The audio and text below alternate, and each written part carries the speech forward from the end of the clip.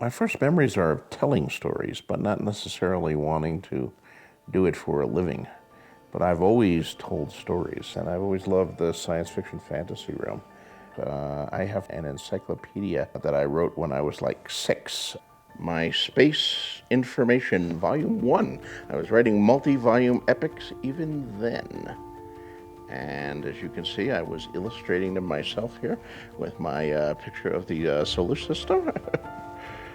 I got the planet Juno, Ozma, Throg, and then I had little entries here of what was to be found on each planet here.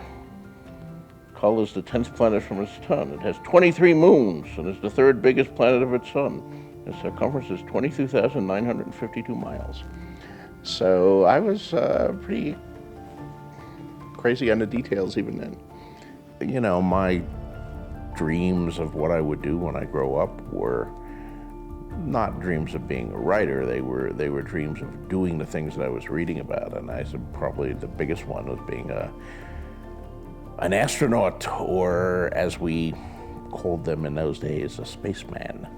And then maybe later I even would start saying, well, test pilot, because that was good. But, you know, at a certain point, probably around high school, I realized I was never actually going to be any of these things.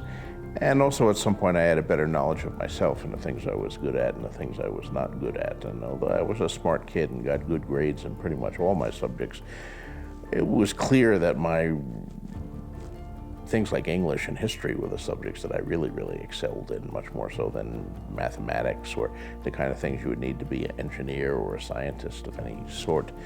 So I think it was probably high school when I really started thinking of writing and being a writer of some sort professionally.